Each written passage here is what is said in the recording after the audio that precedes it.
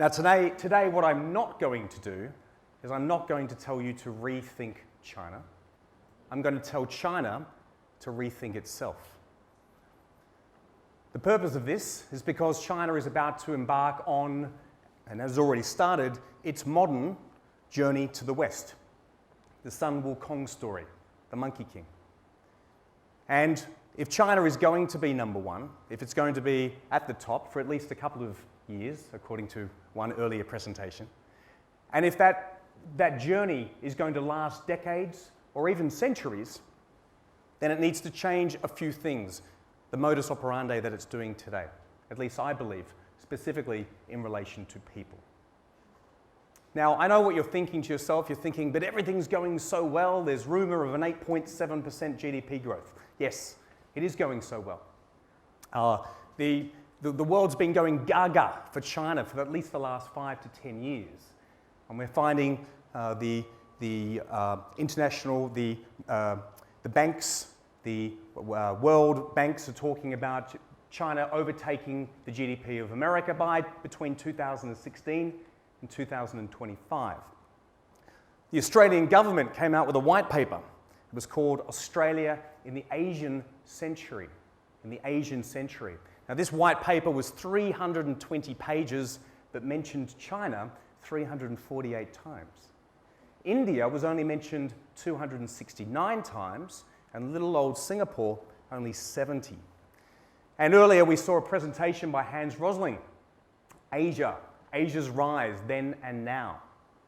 And he says in his presentation that the average income per person of India and China will be equal to that of the West by 2048, only 35 years from today. And that's just the problem. That's just the problem. The average income of a Chinese is going to be equal to that of the West in 35 years, our living lifespan. Now, according to Monash University, an Australian university, they believe that the number of people in China at the top end in 2048 will be about 1.53 billion people. 1.53 billion. And if those 1.53 billion people are going to get paid an equal day's work for an equal day's pay for an equal day's work, well, things around here are going to have to change. Absolutely. They're going to have to change significantly. But let me take a step back. Let me and borrow from a little bit of a cheat card. I have been in China for 12 years, but I still need to occasionally refer to my Chinese. This word here, this sentence, 致富光荣. And you may know who said this. This was Deng Xiaoping. And Deng Xiaoping was on his southern tour in the southern state of Guangdong. He was not in power at this point, I should add, that he'd stepped down from the top job. But he still held a lot of guanxi. And in 1992, he was touring on his southern tour, and he said the equivalent of, to get rich is glorious. And suddenly, the entrepreneurial spirit, the business culture of modern China was reborn again. It was reborn. Now, if you were born in 1992, you'd be 21 years old. You'd be 21 years old. Now, I know my dad didn't want to give me the car keys, let alone the keys to the whole country. And that's part of the problem. Modern China today is a 21-year-old. The business culture, the entrepreneurial spirit is 21 years old. And that leads to other problems, of course. Have you ever been led by a 21-year-old? Have you ever had a manager who's a 21-year-old? Perhaps the only people in the room work for Facebook. Who knows? And that's part of the problem today. But let's talk about realities. Let's talk about the 3 realities that result from this 21 years. If you've lived in China as long as I have in 12 years, you'll know that these are significant problems and they are going to hinder China's growth as it journeys to its modern journey of the West. The first one is engagement, then turnover, and then management ability. Engagement. What is engagement? Engagement is the fire in the belly. It's the spring in your step. It's what gets you out of bed in the morning and run to work. Now, if you're an entrepreneur, if you own your own business, typically your engagement level is 100%. But in China, that engagement level is significantly low. 17% according to Blessing White. 17% according to Blessing White is a very low engagement. This is equaled by the Hay Group, and Hay Group says that China's engagement is third equal last, right next to the UK, and don't get an Australian started about British customer service and smiles. And just this year, the Gallup poll reported their 2012 results. They said it was a miserable 2% engagement, and now it's just a terrible 6% engagement. 6% of your staff in China are engaged. 6%. And we know that engagement leads to productivity, and productivity leads to GDP output. And so if China is going to become number one, if China is going to have that extended growth, it's going to have to improve its engagement. And what does low engagement result in? Well, the obvious, high turnover. No, not high turnover of revenue, but high turnover of people. People leave China, Chinese businesses, and they leave it in droves. Thanks to the global financial crisis, the rest of the world is experiencing low turnover. People are being less entrepreneurial. They're not taking risks outside China. But in China, relatively untouched, 19% turnover. Now, if you had a company that was 100 people, that's 19 people leaving every year. 19 people. That could be your finance department, your entire finance department, your entire R&D department, or your entire sales department. And when those people leave, what do they take? They take synergy, relationships, quality, and customers. And it doesn't happen steadily throughout the whole year. It actually comes in a big spurt at the beginning of the year, just after Chinese New Year. In China, we may have heard of the 13th month, the equivalent of the Christmas bonus. The 13th month is given to employees simply for turning up for the year. And then there's a holiday, the Chinese New Year holiday. And those young people, they go back home, they meet family, and they're often given hongbao if they're young enough. And so in their pocket, they have some money, some spending money. They can chill out, they can resign, they can quit. The smart ones, they put their CV online early, before they resign. Many are not that forward-thinking, and they quit first, and then look for the job second. But 36% is the increase in the number of CVs that appear on Zhaopin.com immediately after Chinese New Year. It's a spike. Well, we have low engagement, we have high turnover, so who do we blame? Well, we have to blame poor management. And after all, I said that modern China today is 21 years old. The spirit of the entrepreneur, the business culture is 21 years old. No one's dad was an entrepreneur. It doesn't run through the family. As we've already heard today, the billionaires are first generation.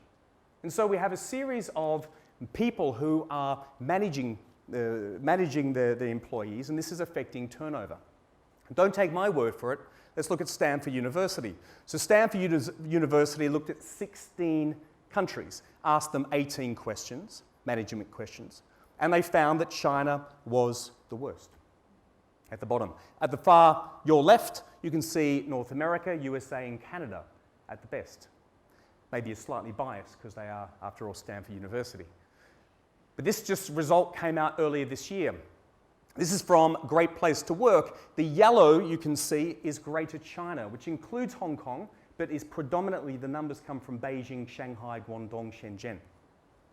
The far right, a dark purple, that's North America again. So 10 points behind, consistently, on management credibility, respect, and fairness.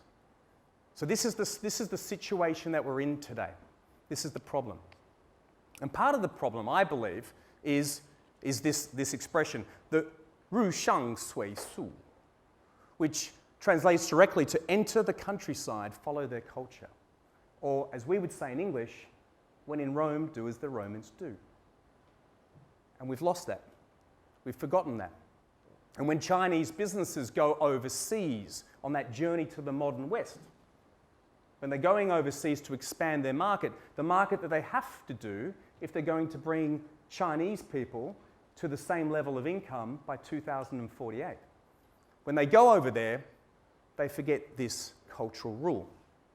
Now, what you can see here is a graph of multinational companies. Multinational companies that have been doing business, many of them for over 100 years. And you can see at the bottom there we have Ericsson. Ericsson, a Swedish company. We have Siemens, German, GE, American. We have a Japanese company, Hitachi. And you can see that the average there is around about 8%. Now, what is that 8%? It's turnover of locals outside their headquarters. So that's Ericsson, a Swedish company. Those are Americans working in America for a Swedish company. Or Siemens. Those are English working for a German company in England. Or Hitachi. Those are Australians working in Australia for a Japanese company. And that's the turnover of staff that leave from those companies. And then you have Huawei.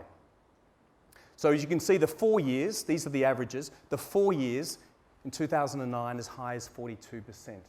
It's off the graph. These are foreign staff. These are foreign staff working for a Chinese company, that is Huawei, and they are leaving in droves. Now, that relationship with the employee, it trickles down, it cascades down into the community, into the relationships. And if you do a search for Huawei banned or ZTE banned, you get something that's quite disturbing. You get 2,800 to 2,500 results from a very specific request. And that's part of the problem, as you can imagine. And that extends out into the media, whether that's in the UK, America, Australia, or in Germany. That's the reality. That's the reality we have today. So things are going to have to change. China has to rethink the way it does business if it's going to have a modern journey to the West. Why? Well, that's obvious. What do they need to do? They need to hire the Romans. Now, part of the problem here is that there is a very strong mentality that there is a Chinese way of doing business and there is a Western way of doing business. I've worked in corporate training for 12 years, so I see it's alive today. There is a Chinese way of doing business and a Western way of doing business. And I disagree with that. I think there is a best practice. Because if you think about it, the word Kaizen is a Japanese word, and it means continuous improvement. And it's used by Ericsson, by GE, by Apple. It's used by multinational companies today. And according to the World Bank, the easiest countries to do business, or the easiest regions to do business with in the world are right here, Hong Kong and Singapore, right here in Asia. We seem to have forgotten something. We seem to have forgotten that people have been here before. The Japanese. The Japanese were here 30 years ago when they expanded to the West, their modern journey to the West. If you look at a Toyota, the top level of those countries, the top job of Australia is currently Japanese, but the top job in France is a Frenchman. UK, he's British. USA, he's American. They have Romans at the top of their businesses. Sony, even more so. Australians, French, British, Americans at the top of the businesses, running their businesses, assisting them, and making sure that when in Rome, do as the Romans do, but not using Western practice, using best practice. And the new kids on the block, the South Koreans with Samsung taking it to Apple. Now, they're new kids on the block, so not all of them, of course, are non-Koreans. But we have French and we have British at the top jobs. And a stark contrast is the Chinese. Huawei, Chinese, Chinese, Chinese, Chinese. And ZTE, Chinese, Chinese, Chinese, Chinese. As I mentioned, this is it's a modern journey to the West, but they're not learning from those who've done it before. They're not even learning from their own culture. But there is a happy ending. There is a happy story. Some Chinese companies, they get it. And the one in mind is Haier. Haier, around the world, has Australians, French, Indians, and Americans at their top job. And as you might imagine, that relationship cascades down into the general community. If you put the word higher band into Google, you get something very different. You don't get 2,800 hits. You don't get 2,500 hits. You don't get 800 or even 80 results. You get 8. You get 8. 8 results. And this is the company that just bought Fisher Paykel, a New Zealand brand. And it only comes up with 8 hits. So ladies and gentlemen, I wish China best of luck. I really do. I think that China is going to be a wonderful country. China's expanding. It's on its journey to the modern West. But if it's going to be number one, it has to first of all rethink how it does business. It has to realize that there is no Chinese way of doing business. There is simply best practice. And if it does this, and if it rethinks the way it does business, then I'm sure China will be number one, not for a decade, but for a century. And therefore, I wish Sun Wukong, the Monkey King, the best of luck on his journey to the West. Thank you.